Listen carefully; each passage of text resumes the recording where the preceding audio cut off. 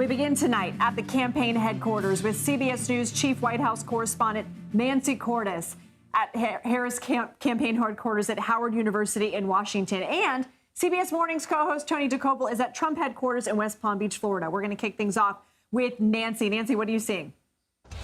Good evening. I'm in the quad at Howard University in downtown D.C., which tonight is going to be serving as the watch party location for Kamala Harris, who, of course, attended Howard University, feels very strongly about her alma mater. When will she come out and speak?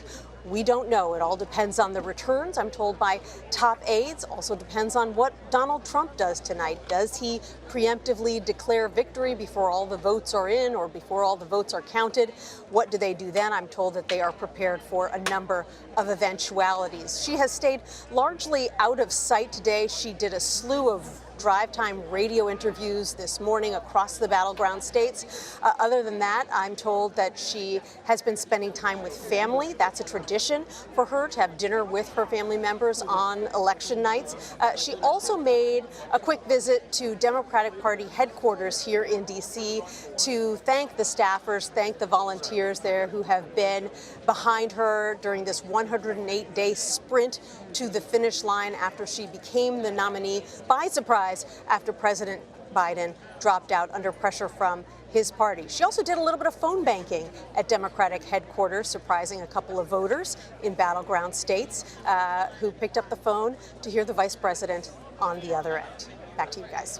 I'm sure it was an incredibly surreal moment. Nancy Cordes, thank you very much. Let's now go to Tony Dokoupil, who's joining us from Trump headquarters in West Palm Beach, Florida. Tony, my brother, you look rested for the very long night ahead.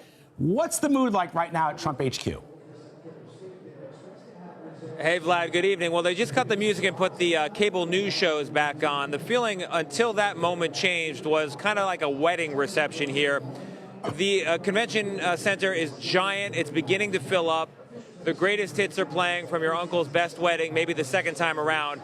There are about a dozen cash bars that are setting up, preparing to open. And there's a feeling of reunion, maybe a feeling of goodbye among the invited Trump guests. It's all invite only here, and many of them have already begun to gather at the foot of the podium there where they expect Donald Trump to speak later tonight in front of, and we counted, 43 American flags. Gone are the days when one or two would be enough. One way or another, as one supporter told me, this is a night that they anticipate will end in tears.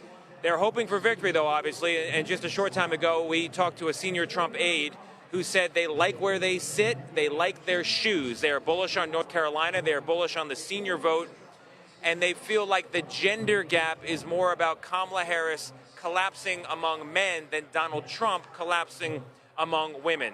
Of course, as Nancy touched on, one of the questions is whether we're going to have a rerun here of 2020, where Donald Trump comes out after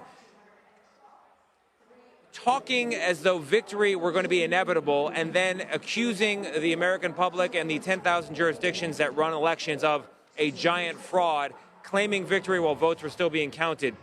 If that were to happen, all bets are off. But like I said at the top, and as a supporter put it to me, the one thing that's certain is, in this room tonight, there will be tears by the end of the evening. Tony Dokoupil, thank you so much.